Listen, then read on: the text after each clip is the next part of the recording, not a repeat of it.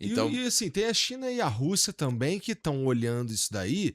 A China e a Rússia não vão deixar o Irã cair nas mãos dos Estados Unidos, né? assim, a postura chinesa é muito cautelosa, porque, por um lado, uma boa parte do petróleo que passa pela Estreita de Hormuz vai para a China. Então, isso aumenta a curto prazo a inflação também na China. Apesar da China ter diversificado muito sua estrutura energética, aposta muito. Você tem viajado recentemente para a China? Não, não, mas eu Não. devo ir para lá esse ano. Vale muito a pena porque você vê que a China aposta, quer se transformar num país que depende cada vez mais de energia renovável, enquanto os Estados Unidos está se transformando num petroestado, Uhum. que faz uma grande aposta no petróleo. Então são caminhos muito distintos, muito interessante ver isso. Então a exposição da China já não é tão grande, tem reservas energéticas bastante grandes, estoques energéticos bastante grandes.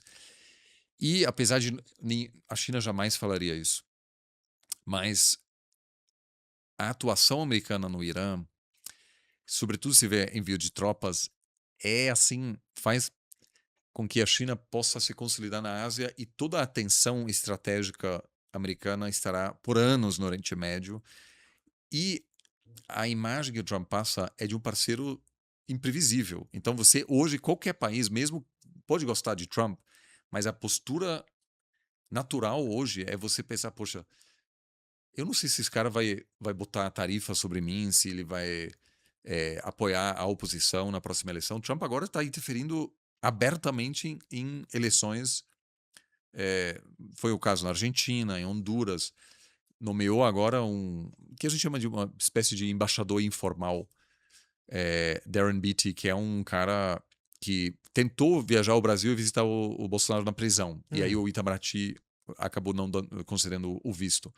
Então, assim, esse tipo de coisa produz uma situação em que os Estados Unidos, mesmo para aliados, é um parceiro menos previsível e você vai querer diversificar. E aí a China, cara de bonzinho, não vai se meter no Irã nunca. Uhum. Como é que é aquilo É, que tu falou aí? Nunca nunca interrompa. interrompa seu inimigo enquanto estiver cometendo um erro. Ou seja, você lembra de algum pronunciamento do Xi Jinping desde que o Trump chegou na Casa Branca? Tá falando nada. É Tá mesmo. quietinho, entendeu? Porque quer dar todo o palco ao Trump. E, e acompanha os europeus se afastando dos americanos. Olha a Dinamarca, que é um grande aliado dos Estados Unidos, o Canadá, ambos sendo ameaçados em sua integridade territorial. Sim. E que eles estão fazendo? Qual é a cidade que mais recebe chefes de Estado desde que o Trump chegou na Casa Branca? É Pequim. Não porque as pessoas gostam da China, porque precisam se blindar contra o que o Trump pode falar e ninguém sabe o que ele vai falar.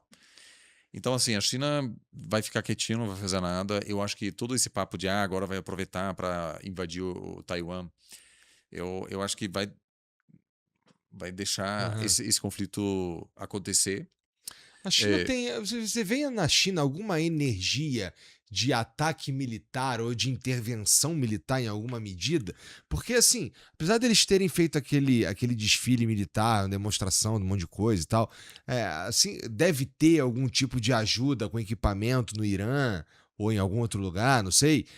Mas a maneira como eles operam, como eles jogam no tabuleiro sim. geopolítico é muito mais influência e grana, não é? Sim, totalmente assim. Ou seja, a influência na América do Sul, por exemplo, da China, passa em grande parte por meio de cooperação comercial, de investimento direto, de cooperação tecnológica. Aham. Né? Então, a influência chinesa e de compra de produtos brasileiros, etc., e, por exemplo, de fornecimento da tecnologia para 5G, 6G, etc. Né? Então, o plano chinês é integrar a América do Sul no seu ecossistema digital, Aham. que é muito mais sutil do que a principal fonte de influência americana, que passa muito por cooperação na área de segurança, etc. É, o que o que faz com que a influência chinesa seja menos visível, assim, muitas vezes para a população, do que com os Estados Unidos, onde assina um pacto Aham. de defesa mútua, esse tipo de coisa. Tem Forças Armadas que são cada vez mais, mais maiores, com mais capacidade. Existe na China uma percepção de que em algum momento é preciso estar preparado para um confronto direto com os Estados Unidos, a partir da percepção de que os Estados Unidos não permitirá que a China se consolide como principal economia do mundo sem, em algum momento, confrontar a China militarmente. Já Então, está confrontando de outras maneiras, de outras né? maneiras, de sanções e A própria ação da Venezuela não é um pouco também para atrapalhar a China ali? Tem, assim, certamente tem um elemento da doutrina Monroe de garantir aquilo como um espaço onde os Estados Unidos possam se projetar como principal potência, deixando um pouco a China para fora. Tem certamente isso. Também tem um pensamento de controlar as principais fontes de petróleo, mas eu acho que no caso venezuelano também teve um elemento de política interna, porque realmente isso foi uma ação bastante popular entre o eleitorado de Trump. Mas tem sim esse plano de querer dominar as Américas, e de fato isso é algo que representa um desafio estratégico para a região, porque a América do Sul nunca quer estar do lado de um ou de outro. A ideia sempre é, idealmente, manter amizades e Mas a relações produtivas com Venezuela, até pela estrutura, até pelo regime, eu posso estar falando grande merda, mas a Venezuela não vendia bastante petróleo para a China? Sim, sim. A China também se queimou muito lá, porque concedeu créditos de grandes proporções, e a Venezuela não conseguia mais pagar. Então a China perdeu muito dinheiro na Venezuela. Foi uma aposta bastante errada, mas de fato sim.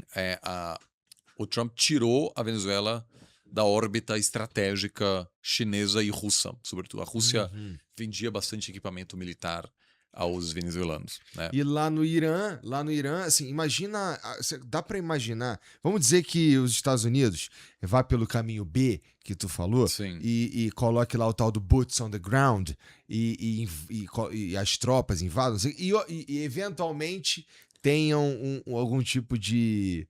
ou estejam perto de algum tipo de derrubar o regime e controlar o Estreito de Hormuz. Sim. Putz, cara, a China e a Rússia iam pular nas tamancas, porque estamos falando dos Estados Unidos controlando o acesso. A gente viu no gráfico que você mostrou que a maior parte do petróleo vai para a Ásia. Sim, né? sim. É os Estados Unidos controlando o fluxo de petróleo para a Ásia. Sim. Duvido que a China vai deixar isso. Mas, bom, em primeiro lugar, a Rússia está se beneficiando da guerra porque ela eleva o preço do petróleo. A Rússia é uma grande exportadora, ao ponto de os Estados Unidos terem aliviado sanções contra petróleo russo agora, numa tentativa de diminuir um pouco, ou de reduzir um pouco essa grande tendência da alta do preço de petróleo.